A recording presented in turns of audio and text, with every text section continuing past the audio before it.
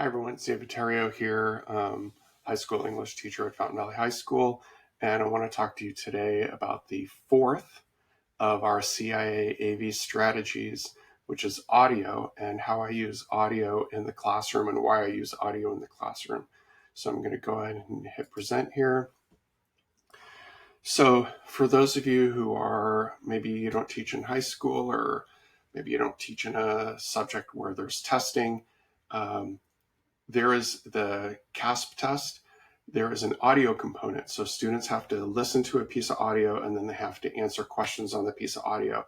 And once we had that part on the SBAC, I told myself, you know what, we have got to make sure that my students are listening to audio in class. And so I started using podcasts. And a lot of times I'll start off on a Monday with a podcast that has to do with whatever topic it is that we're going to talk about for the week. And the students all seem to really like it. And there's a couple specific things I do with this. So first of all, you're going to have to start collecting podcasts that you think will work with students. My honors students, we can listen to a podcast that's sometimes 27 minutes long. Heck, if it's really good, I've even done a podcast that goes like almost 40 minutes, and they're able to listen to that. And my CP students, it's usually I try and find ones a little bit shorter. Now, there are students in my CP class that can absolutely listen to a full podcast that's 40 minutes long. And there are students in my honors class who really struggle listening to a podcast that's 40 minutes long. So I don't know, just feel your class and how long you think. So you're going to have to find ones that are the right amount of length of time. Sometimes you'll just use a part of it. Now, the other thing I really, really, really love about podcasts is they allow students to learn while they're living. So instead of having to be in a specific place to learn, students can be exercising, they can be gardening, they can be baking, they can do other things while they're listening to the podcast, which I think students appreciate. And we do this too, right? We listen to audiobooks when we're driving, or we listen to podcasts. Like, we love podcasts as well. And it's just storytelling, right? We love storytelling.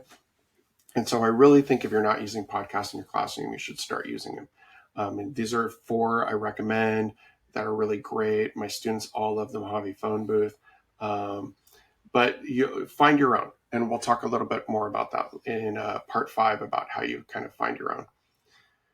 So here are some things I'll do. So I talk to my students that, you know how when you're doing something and you're kind of bored a little, you start doodling, right? If you don't have your cell phone, right? We used to do that before cell phones all the time. We'd take out a piece of paper, we'd start drawing and things like that.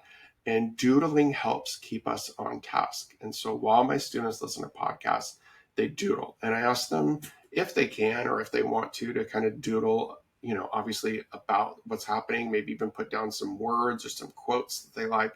And I'll demonstrate this. I'll actually do it like on my whiteboard so this is my own drawings on the whiteboard while we're listening to a podcast. So the students can see, like, what does it look like when Mr. Theriault is like listening to a podcast?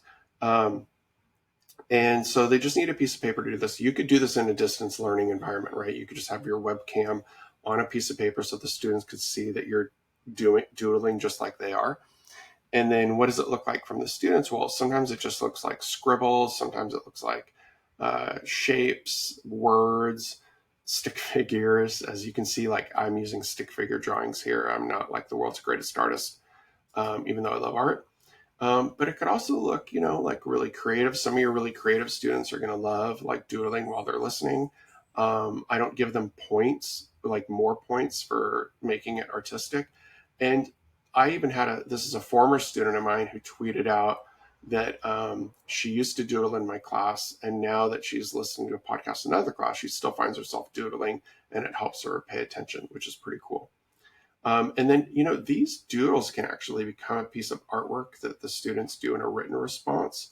You can also share these you could have your students take all the doodles, put them in a Canvas discussion, and then you would very quickly be able to look through the discussion and tell whether or not students were kind of engaged with it. And if you want to require like at least one word or one sentence or one image that lets me know that you were paying attention, then that would be a really quick check-in to see whether or not your students were paying attention.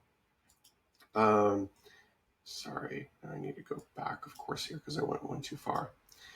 Okay, and then obviously I'll also put specific questions about the podcast in a discussion, and I'll want them to answer those questions. And then they can take each other's answers and actually integrate those quotations into their writing about the topic, which is, I think it's really cool um, when the students themselves are seen as important enough to be quoted by their classmates on a topic is pretty awesome. And sometimes I'll also have them do some research, like, go do some research, answer the question in the discussion, put your own responses in. Now everybody can use these and it's not going to be cheating. We're not going to worry about turnitin.com because they can actually go, and as long as they take something from what their classmates responded and put it in quotes, then they get to practice that whole idea of taking something from somewhere, attributing it, putting it in quotes, integrating it into their own writing, which is like really cool. And obviously you can do these in any single subject. There's a great podcast called Data Skeptic that's all about data, and that would be a wonderful thing in a stats class or any kind of a math class or something like that, or even a social studies class. All right, so we've done 4 now: CIAA, so curiosity, ignorance, art, audio, and next week we're going to talk about, or next video we're going to talk about video, specifically short videos, and how I use them in my classroom for student learning and to start off a learning activity.